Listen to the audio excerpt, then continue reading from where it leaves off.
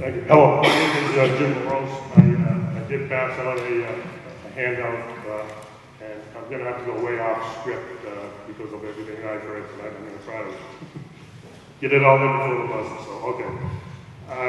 Where are you from? Danvers, Massachusetts. Thank you. My children graduated from Danvers High School in the 90s. I got their grandchildren, that's gone through Mass School, and I got a couple of them in New Hampshire. So, Common Core math, in the 1980s, someone sent out the evolution of mathematics, and I'm just going to read the first one, the last one, and then the one I made up to add on to the end. Okay, so, teaching math in 1950, a logger sells a truckload of lumber for $100. His cost of production is 4/5 of the price. What is his profit? So now we go to we'll skip all those years, go right into the 90s. Teaching math in the 90s, a logger cuts down a beautiful forest because he is selfish and inconsiderate and cares nothing for the habitat of animals or the preservation of our woodlands. He does this so he can profit $20. What do you think of this way of making a living? Blah, blah, blah, blah. And so then I just made, that was made in 1990, that was it. So I put in this last one here, teaching math in 2015 with Common Core, and I wrote down, draw 100 figures of your choice. Cross off 80 figures. Count how many figures are left. At this rate, there will hardly be any trees left because of the greedy, conservative, Republican capitalists. Okay, to share the wealth democratically, we all would be more safe and secure. Exemplar and exemplary warriors are woven into all the subjects from math, English, science, language. The exemplar words. I've got a pointer on this handout, you can look at it later, but basically it goes over the preamble of the Constitution, and it takes out a little, sentence and a half, and then it spends 13 pages on how to distort the meaning of the founding fathers, okay? And then we take that and proliferate it through all the subjects. So, again, you can't separate Common Core learning from PARC testing because it's just so intertwined, it's going to strangle all knowledgeable children. We had two come testify today, okay? And one testified to the fact that he was bored, and sustained boredom at this level of children, they're intuitive in their learning, it's just they're like sponges, they want to learn. And if we stifle them in this kind of environment, that boredom is going to go into, I wrote it down because I'm very nervous. Go into frustration and then slide into aggravation, okay? So, I don't know how we do that. We talk about testing, PARC testing. You go on the web and find, all the information you want, but we are not number one anymore, okay? I found one, I didn't have much time, as I said, that we're number 36 out of 65. Yeah, great. Okay, so what will PARC do for that standing, our global standing of our children, okay? And I could go on. We had 5 groups of experts come up here, and not one of them addressed the fact that there's a tsunami of negativity across the nation about PARC, Common Core, and they voted it out of cities, towns, states across this nation. And we're sitting here debating about it, okay? So, what are we going to do about it? And the other thing is, they didn't even address the fact that, is it true or not true that when you get the results back from PARC, you get a score, but you cannot see the results as far as looking at the question of what you got wrong so you can address and relearn what you lost. They didn't address that. There's so many issues about this that they spent an hour and 20 minutes, not that I was counting, but I did, and they didn't address any of that. They talked, I'm a senior. They have PSAs, public service announcements. If it sounds too good to be true, be careful, don't get sucked in. It's a scam. Well, you know what? The same thing for email fraud, internet fraud, and government programs. And that's what this is. I think we really need to take a second look and just deep six it like everyone else says. Did I hear a beep? Yes. Oh, I was talking to I'm sorry. That's all right. Thank you. Thank you. Good evening. Thank you all for having us all here today. My name is Billy Jackson. I grew up in Lynn and Swampscott. I live in Boston. currently, and I've taught the last 5 years at local community colleges here at North Shore. I'm a full-time faculty. I've also taught at Bunker Hill, Middlesex, and Northern Essex. I've also taught 2 years at local high schools in the North Shore, mathematics, all my career. So I took the Algebra 2 PARC, the website for PARC has practice tests that you can take for all the subjects, and I went on and I took the Algebra 2 test today. And I would like to ask the 7 of you a question quickly by show of hands. How many of you have taken the Algebra 2 test or geometry test? Yeah, 2, 3 of you? Okay, great. I would recommend that you all take those tests before you make your decision, your informed decision. So I took the Algebra 2 test today. There are 7 questions that you do not need, you're not allowed to use a calculator. 13, you do use a calculator. And I noticed a few things. One thing is that 3 of the 20 questions were entirely related to statistics, which is not algebra at all. One of them was about analyzing histograms, another was about applying the empirical rule to normal distributions of data, and I don't recall the third off the top of my head. Yeah, they both fall under the umbrella of mathematics, but statistics is not algebra. And I don't think we would ever see a question about constitutional law on a Roman history final exam, even though they both fall under the umbrella of social sciences. So that was one issue I found with the PARC test when I was going through it today. Statistics aside, I found another couple issues with the content and the questions. We had our expert Ryan earlier from the charter school who testified about the level of critical thinking in the questions. I agreed with him in part. But one of the questions I was asked to solve was the square root of x squared minus 4x minus 4 equals negative x plus 7. I think we can all agree that's strictly a skill-based question, which relies on little to no critical thinking, and is a skill irrelevant to 99.5% of our population in their careers, which a majority of the people in this room can probably attest to. I've emailed 9 screenshots to all of you in the last couple hours so you can see some of these questions, the 3 statistics ones, and several that were entirely skill-based. Which leads me to the next point of concern, which is a growing gap between secondary and post-secondary education that I don't find that PARC addresses. Trending nationally are pathways models in community colleges and colleges for STEM pathways and non-STEM pathways, particularly in the math field. And James, you asked a question earlier about the tracks of the tests, and you asked if they were calculus track-based. And I can say for certain that the geometry and algebra 2 tests that I look at were calculus track-based. Several questions in the geometry test were based on trigonometry, and a lot of the questions in Algebra 2 were polynomial related, which are very calculus-based themes. And I think calculus is great. We need a lot of people who know calculus in this economy, but I don't think it should be the standard that every single graduate in Massachusetts needs to be held to. And I'd lastly like to finish by just echoing from Ryan that PARC does do a better job than MCAS in the way of emphasizing critical thinking. I think MCAS does a terrible job at it. I think PARC does a better job at it, but I do not endorse the test as a whole. Thank you. Thank you all. Rick Marciano, Jessica Bill or Billy, and Abby Fletcher.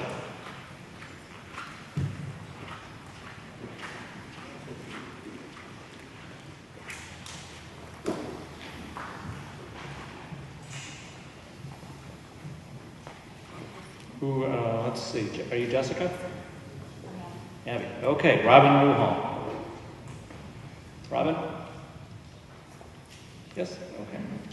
Mr. Marciano, please. Yes. Rick Marciano, Beverly, Mass. While I was in the U.S. Army, I was a military police, intelligence analyst, and then became a Green Beret. And I retired in 2000. In 2008, they called me back in active duty as a recruiter. I went to school, graduated, and they sent me down to Pennsylvania. While we were getting recruits to join the service, a lot of them could not pass the ASVAB test, the Armed Services Vocational Aptitude Battery. And part of it was because of the schooling. We had one young lady that was going to join, and she came from Massachusetts. And I recall a long-time recruiter there that said, well, she's from Massachusetts, she's going to pass the ASVAB, no problem. And that was in 2008. Now, when I first went to basic training in the military, we had a recruit that was, a regular member just like me, a soldier, and he got failed out of school because he could not read. So somehow he got by through the system of school, and there was nothing there to double check, what took place. Well, with the MCAS has helped Massachusetts to be #1 in the nation, but since we have been aligning with Common Core and PARC testing, that is no longer the case. Our scores have dropped. When we are no longer #1, then we should look at other states, not doing what we're doing right now. MCAS should be modified. Basically, take the test in 10th grade with a choice of taking it by booklet or computer. Also, if a student cannot pass the recommended goals, scores, or the need improvement level, then a one-on-one can be determined if the student is ready to adapt, be an asset to society. The one-on-one will determine if the student is able to receive a high school diploma, making sure they can read, write, do math, and use the computer. If they can do this, the world is theirs, and they're prepared for life beyond school. A #1 world championship team or sports team does not experiment. They stay the way they are, which we should have done, as I had said earlier, when they are on top. I understand that some municipalities in the past, around 2010, have sold out due to budget constraints, due to this carrot money, but by accepting Common Core and PARC testing is like purchasing oceanfront property in Kansas. The $250 million in nationwide carrot funding now is gone. It appears Common Core propaganda is all about money and not what is in the best interest of our children in Massachusetts. By signing on to Common Core, PARC testing, Commissioner Chester and others, you have wasted a lot of time and money due to lack of transparency. We should not be here tonight. You and others were hired to look out for the best interest of our children, and you have failed. And one question I have is, how will John and Abigail scholarships affect this, hopefully not in the future, PARC testing if they start taking that? Will they still be giving? Get to the end and I'll try to get. Okay, that's my. Okay, thank you. Did you answer that question? I think we need some context. Yeah, so to questions about John and Abigail scholarship, which pays tuition at state universities for students who score at high levels on their high school MCAS. Top 25%. I'm sorry? Oh, the top 25%, sorry. Right, and so we would, if the board makes a decision to transition the PARC at the high school level, then we would transition the Abigail scholarship accordingly. Okay, thank you. Thank you, Ms. Fletcher.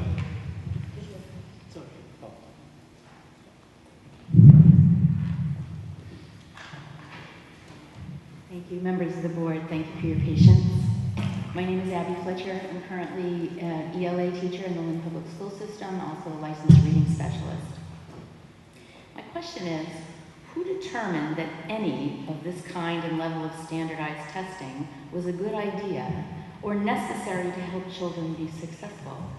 Where is the research that states that we should use PARC or any standardized testing, at least in grades 3 through 6? Research has shown us that cognitively, children do not even begin to grasp the concept of composition until ages 9 or 10. In addition, we're requiring a level of technical expertise they do not possess at that age, at least in my school. Why are we in such a rush as adults to require these high performance levels in lieu of solidifying foundational skills and knowledge? My analogy is child labor. We know that we can make young children do the work of adults, but is it a good idea at a young age? The same goes for our current outrageous academic expectations, resulting in what I see as too many frustrated, depressed, and anxious young students. I ask the most thoughtful among you to think independently and work to stop this type of testing in grades 3 to 6. Many successful educational institutions in this and other countries do not rely on such intense commercial measures of young student achievement. Thank you. Ms. Newhall? And I think we will get to everybody if we stay on time. I know people are wondering, and I think we have time for all the purple cards. So please bear with us. Well, I think we can finally say good evening. I represent, as a teacher in Lynn, our youngest elementary school population. And although I have no direct experience with POC or MCAS, I do have a lot of indirect experience. And I can tell you that the heat is on in the kitchen, and I, as well as the children, experience that on a daily basis. I am a teacher at the Druids Elementary School. I have a grade 1 inclusion classroom that brings together a community of diverse students. As I plan for and teach this community of learners, I have to differentiate my instruction by using a myriad of approaches. When it's time to assess what my students have learned, a worthwhile and effective approach looks like this. Grade-level teacher teams create assessments that reflect the material covered, are respectful to the children taking them, and ask for a variety of tasks to be performed. The outcome of this approach, when done right to its entirety and integrity, are assessments that give teachers valuable feedback and quite timely. High-stakes testing like MCAS, PARC, and the other practice tests that I have been directed to give first graders do not follow these rules. In fact, they do quite the opposite. For example, the questions asked on these types of tests usually are made up of multiple choice, fill in the bubbles. This testing is developmentally an inappropriate task to ask of young children. Picture the following, if you will. A 6-year-old is going to read the question, read over 3 to 4 options, comprehend them, choose and circle an answer, and then fill in a bubble. This test just asks a 6-year-old to process a 5-step problem. Another negative implication of these tests are the questions themselves. They are specifically designed to be complex, confusing, and at times quite tricky. As educators, we have to stop and ask ourselves, are we in the business of educating our students or trying to trick them? Another big negative impact that I see at this age level is anxiety. In these practice sessions, these are my truthful observations. Sighing, rubbing the forehead, pencil and eraser destruction, escape behaviors such as asking to go to the bathroom excessively, looking around, humming, guessing, rushing, crying, complaints of headaches, stomach aches, and wanting to see the nurse. Last, the worst thing that high-stakes tests do is take away time to make classrooms a vibrant and engaging place to learn. A child's school day should be filled with more than a focus on reading and math. A classroom should include science, poetry, art, and a real recess. My students are children. Their classroom should reflect that of a motivating, enriching place to be, not a boring, punitive environment created by endless test prep and high-stakes testing. Thank you. Thank you all. Joe Sullivan? Ken Worspan? Ken, are you here? Sheila O'Neill? Carly Fleming? Carly? Yes? Ah, okay, please come down. Thank you. Good evening, Dr. Sullivan. Please proceed. Hello. Thank you for having us. My name is Joe Sullivan. I'm a retired principal and assistant superintendent. I'm a Lynn resident, and my sons went to Lynn Public Schools. And I'm here as a concerned citizen and someone who's following the issues. I had a lot of thoughts, but I wanted to start with and focus on your purpose here today. I am a supporter of the PARC test. I support and find it urgent that we have national standards. These standards of the Common Core were begun under Republican governors. They are in process now in many places, and I think some of the resistance nationally is about politics. From what I understand and from what I've read, looking at, especially comparing our state frameworks with the Common Core, there's much overlap, it's more rigorous, and I think it's the next step in the process of creating assessments for our students. I think that being rigorous and having high standards is really important. It seems to me that the Common Core and eventually the assessment of that, the PARC, is really difficult. I think the people who are saying that it's dumbing down the curriculum are misleading the public and people who haven't really looked at them. I don't think it is lowering standards. I think it's going to be difficult. Some of the things I've looked at seem to me that they are not at the right developmental level. I have concerns about that. But in general, I think it's worth working toward. And I think when the assessments are created, and if they're well written and based on the Common Core, it will be worth teaching to the test. And when we first started with the MCAS, that was a big difficulty and challenge to a lot of districts. And we worked towards that, and we reached many of the goals. I also think that it's quite puzzling to me why some people here in Massachusetts, including people affiliated with the Pioneer Institute, are challenging the PARC and why they're making MCAS such a sacred test. I don't think it is sacred. The math frameworks were updated several times in the late 90s, in the early 2000s. That was a natural progression. The questions have not been the same every year on the MCAS. They're updated. There are new ones. They get updated all the time. So I think it's just as it has been in the last 20 years, it's time to update. And this time, it's a test that will be aligned to the Common Core. Given that, I really urge the board to support the MASS concerns, the superintendents, to really respond to the work they've done. They do their homework, and the concerns that they've talked about are very important. I think the infrastructure of the technology has to be there. It can't be that some districts have it and others don't. And then lastly, I would plead with you to address the burden of all the additional assessments that urban districts with newcomers and second language learners have to deal with. It's a lot. Thank you. Hi, my name is Sheila Romeo, and I'm a Lynn Public Schools teacher at the Harrington Elementary. We went from level 4 to level 1. I agree that educators need to evaluate students' learning and their teaching and to track student growth from the beginning of the year to the end of the school year.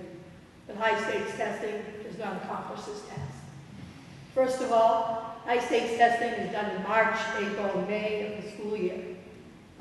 Teachers do not receive the results of this testing until October of the following year, and with the POC, June and July still is not relevant. How does this inform the educator about his or her students? Those students are in the next grade, and my new students have already undergone dibbles, days, and pre-testing nearly in math to determine their needs in my current school year. Therefore, the MCAS or POC are not tools for the teacher. These tests are tools for the Board of Elementary Education to assess schools and districts based on 4 or 5 days of testing and label these schools and communities based on results that are not equitable or relevant. Next, high stakes testing causes emotional distress to students for 7 years. Students aged 8 to 16 from 3rd grade to 10th grade are tested. Students vomit, crying, and praying to pass the test. This is emotional abuse. If I am supposed to teach the whole student, that is what my job is. I am taking into account their emotional state of mind. If PARC testing begins, the testing will be in all elementary grades eventually. Whatever happened to having fun enjoying the learning experience. With high-stakes testing and punitive consequences, there is no more fun in education. Not for the teachers and not for the students. We must put an end to the emotional damage that is caused by a test. Stand up and say no to high-stakes testing today. Thank you. Thank you.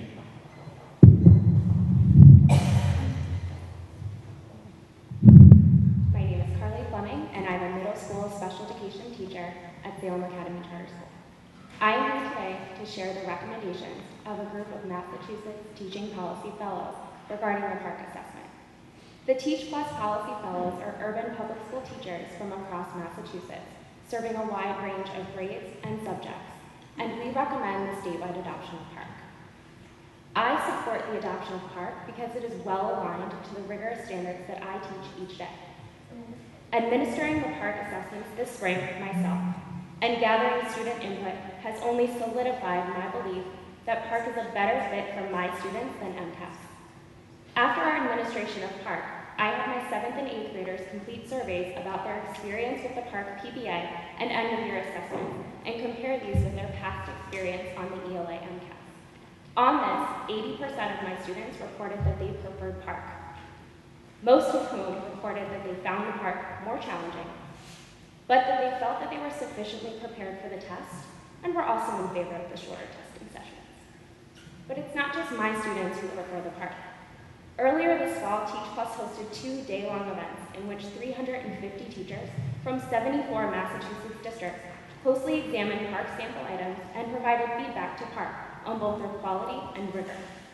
Following this careful examination, teachers completed surveys on their views on the assessments. The results were clear. Teachers who looked carefully at the test think that park is high quality and a much better fit for Massachusetts than the MCAS. Here are our 2 representative findings. 72% of teachers said that park is a higher quality assessment than the MCAS, while only 7% said that MCAS was better. 67% of teachers said that park is an extremely or very good measure of critical thinking skills, as opposed to just the 6% who said it was not. Teach Plus also offers recommendations to help ensure that the transition to park most effectively supports teacher and student success. Our recommendations include providing teachers with more professional development on park, calling on park to release a larger sample of questions, creating a diverse council of teachers to address implementation challenges, interface directly with the test and policymakers, and create a continuous dialogue and refinement process throughout the park transition.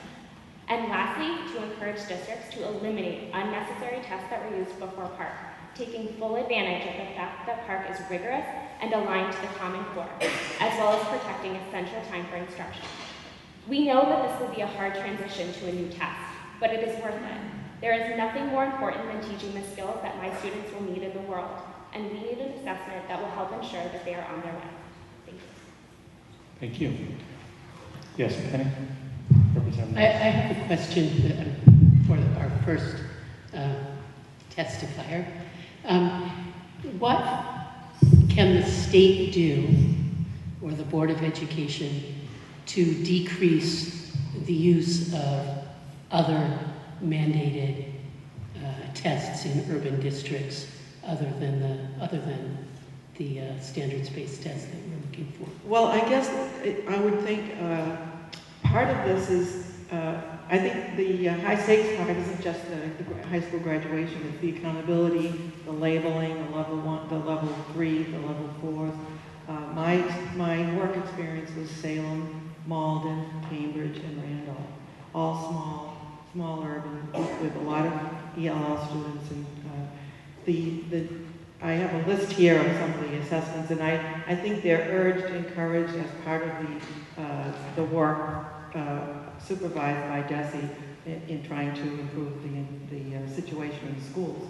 So people are giving this ANET test, which is an MCAS-like test, 4 times in ELA, 4 times in math, the access test for the ELL students, and all the ELL students have to take those plus all the regular MCAS sessions. And one of the things I'd like, if you have time, I'd like to point out is that in looking at the amount of time that it takes It's, when there's an assessment that's mandated, the accommodations of the students must be addressed. So all the specialists, the reading teachers, the Title I teachers, the ESL teachers, the special ed teachers are commandeered to, in January, in March, in April, to give those assessments one-on-one or being read to or in a small group session. So that's time that they're not instructing the kids who have IEPs or who are ELL students, and that's missed class time. So it isn't just the MCAS or the park time.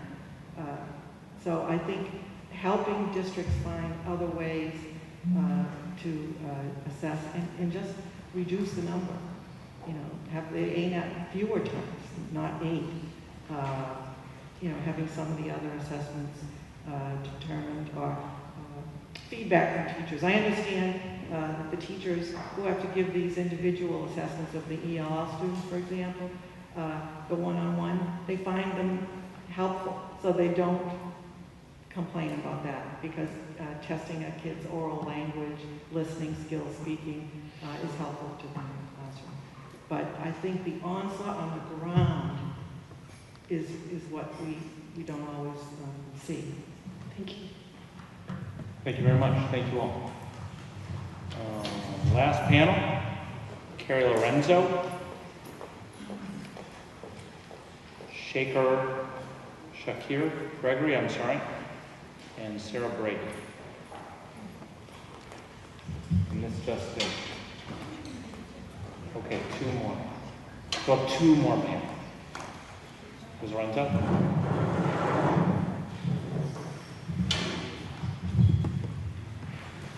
Good evening. My name is Carrie Lorenzo, and I'm from Wilmington, Massachusetts. As the parent and foster parent of 4 young Bay Staters just starting out their careers in Massachusetts public schools, I trust teachers to guide my children towards reaching their educational goals on a daily basis. I am grateful for their guidance and expertise and enjoy working with them to develop the plans that will help my children achieve their educational goals.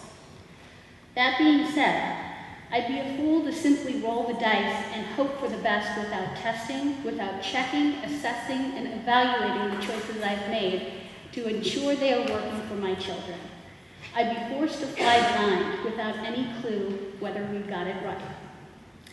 My oldest son, Matthew, is a 7-year-old second grader at Seam Collaborative in Malden, where he now attends after my family sold our house in Somerville and moved to Wilmington in order to get him access to the assessment and evaluation he needed as a student with special needs.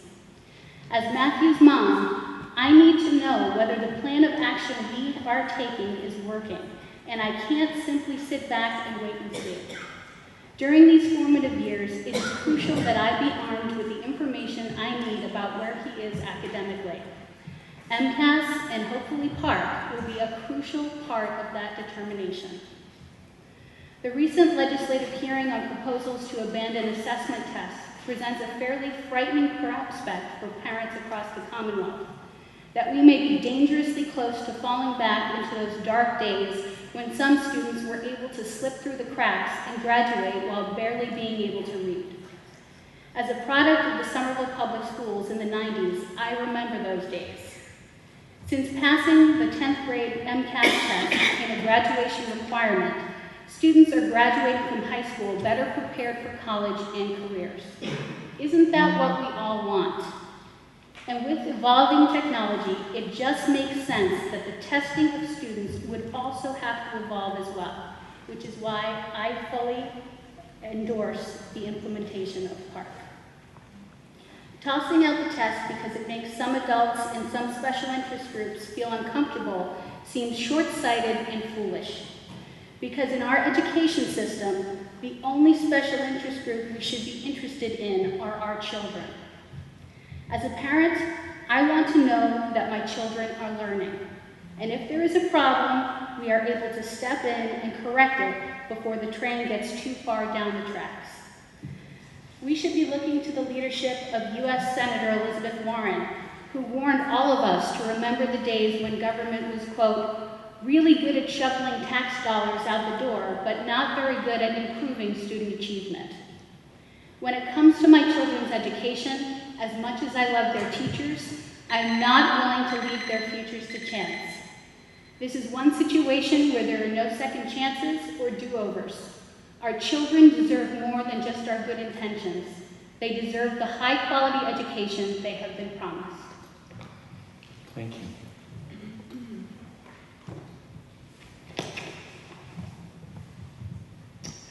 Good afternoon. My name is Shakir Gregory. I'm currently an undergraduate at Northeastern University. I'm here today to share my story and talk about why we need assessments like PARCC to make sure that students, teachers, and schools are all meeting their educational goals.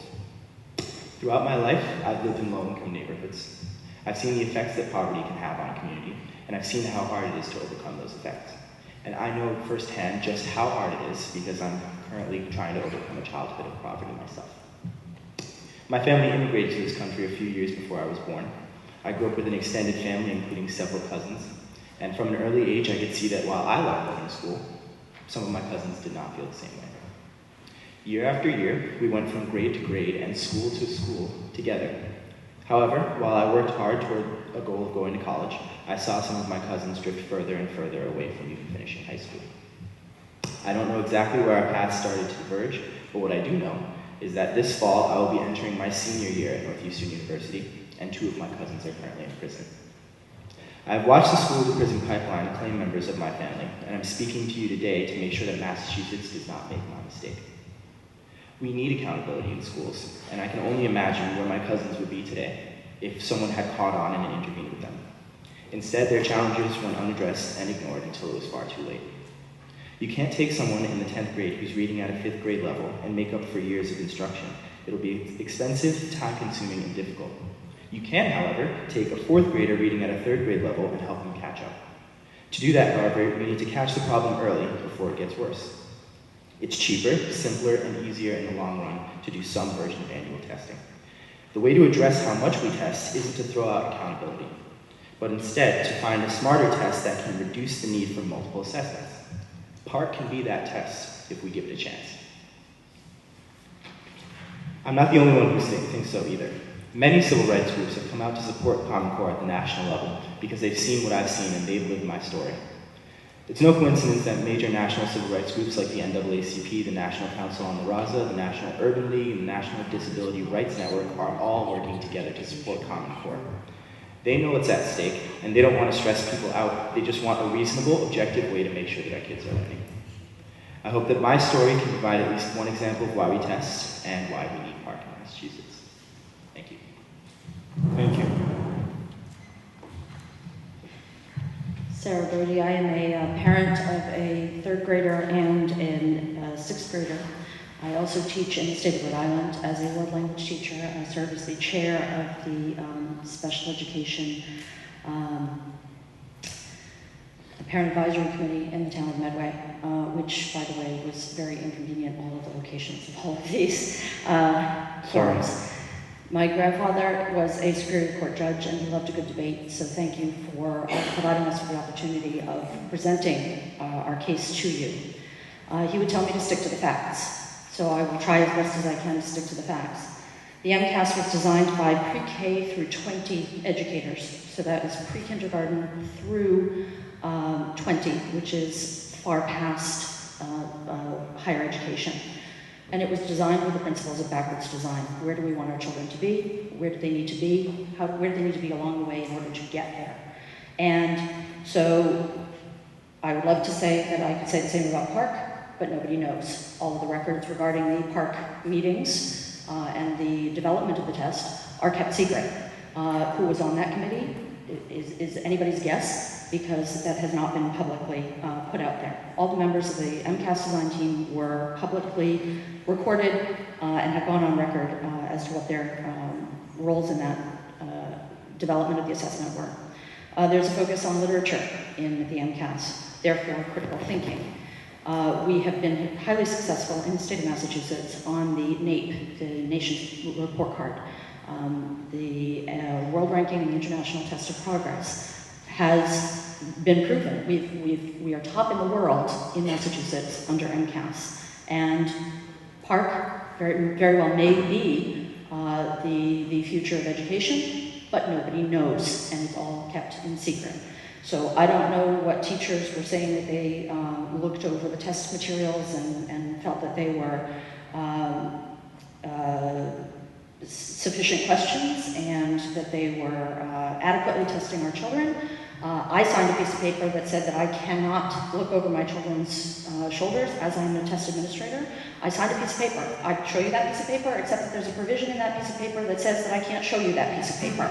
So I am not allowed to look at the test to assess whether or not it is a valid assessment of our students' progress.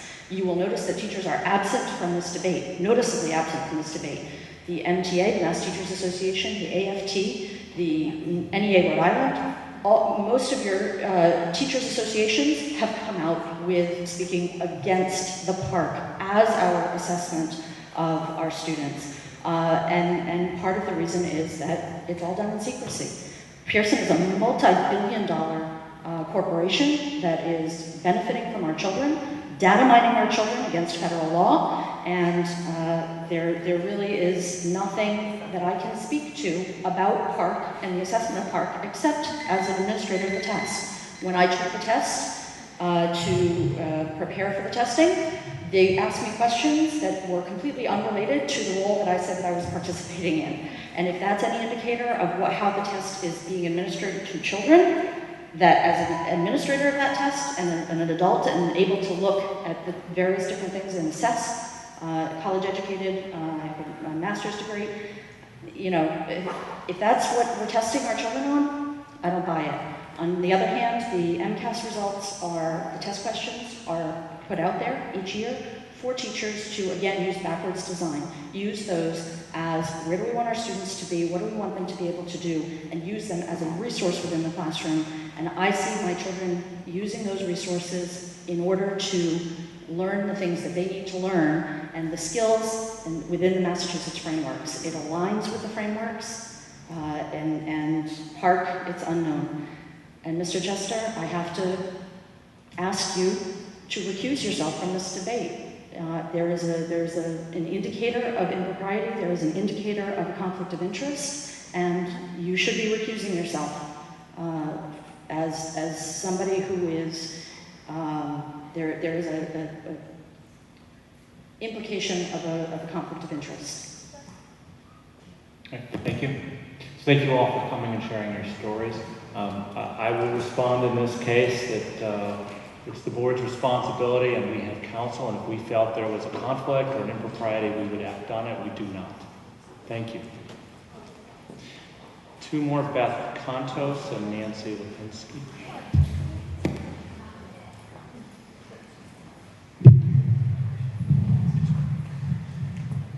Yeah, may I just ask a question? Yes, on ma'am. the back? What percentage of MCAS questions are released every year, and what percentage of the questions do we expect to be released from park every year? Do we know? I don't want to misspeak. Do you know the exact percentage, Jeff? It's about half, I believe. It's about half of the questions we expect about the same proportion of park to be released. So the ability to use the questions from last year to understand, not last year, but if park were our state test, teachers would be able to use released questions from last year to better understand the expectations of the test, just as they are now with MCAS, in your opinion? That is correct. That's part of the design, is to develop new items each year so that some of the items that were used in any given year can be released for teacher use, for parents' use, and so forth. Very similar to the way in which we do that with MCAS.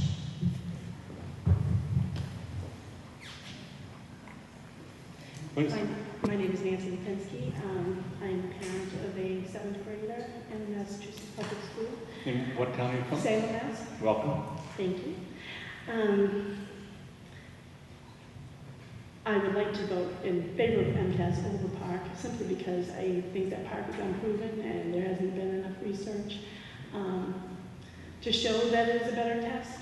But mainly I would like to speak against testing high stakes testing at all. Being from Salem, we are now a level 4 district because of the punitive penalties of the high stakes testing, and that has resulted in a narrowing of our curriculum. I have a very bright daughter. She does great on MCAS. I'm sure she would do great on PARC. That's not the point. The point is she's angry and frustrated, and I'm here speaking on her behalf because she said that the level of instructional time in her class has been cut so that they can spend countless time on math and ELA. World language program has been cut from her school, and in the Massachusetts frameworks, it stresses the importance of world language and a rich curriculum. We have a Spanish to come back to our school next year, but one language does not make a rich world language program, and that's what we're missing. The assessments that she takes and the diagnostics, they're not beneficial to her because they don't give her any ownership of her learning. She doesn't see the results. She doesn't even really understand them. She's a fabulous math student who thinks she's done poor because she got a 70 on an ANET and doesn't really understand that a 70 is actually a very high score. So what is she getting from this? This isn't for her. It's not for her benefit. If anything, it's hurting her. It's hurting her ability to learn. She's had no projects that she can take home. I have a hands-on learner. She's not able to be creative at all in her learning. In trying to level our playing field, it seems like we're coming down like this and meeting in the middle. And we don't want our students who are high achievers to come down. We want to lift up our kids who are struggling. So I think our focus should be on making our schools equitable so that everybody's getting equal opportunities and not taking our urban schools and putting this one-size-fits-all fix in there and taking away learning from kids. More tests are not beneficial to any children. Giving them a rich and engaging curriculum, giving them opportunities to take ownership of their learning, finding ways to assess them that is meaningful to them so that they can see the results of their learning is the way they need to be assessed. Thank you. Thank you. My name is Beth Contos. I live in Danvers, but I teach in Salem. I'm a social studies teacher at the high school. I'm also the president-elect of the Salem Teachers Union. I'm thrilled to be here. I want to reiterate what everyone has said. The over-testing is what's killing us. This pressure on a narrow, standardized test forces school to devote excessive time to test prep and spend huge amounts of money out of our very limited budget. For example, in a panic to come out of a level 4 standard in Salem, although only one school is in a level 4 at the moment, there was a rush to judgment on getting one of our schools into run by a charter. The other schools have greatly increased the number of testing in all grades, kindergarten through high school. It's just ridiculous. Testing alone does not increase learning. Reading does, research does, writing, thinking creates learning. Project-based learning creates learning, not bubble tests. We spend countless dollars and hours performing a myriad of testing, BESE testing, access testing, ANET, Galileo, MCAS. We're not into PARC at this point, and I certainly hope we won't be. ANET alone, one test, grades 2 through 8 in Salem, costs $300,000 per year for one test. We recently had a huge budget cut, and our schools lost quite a few teachers, but not one penny to testing. Okay?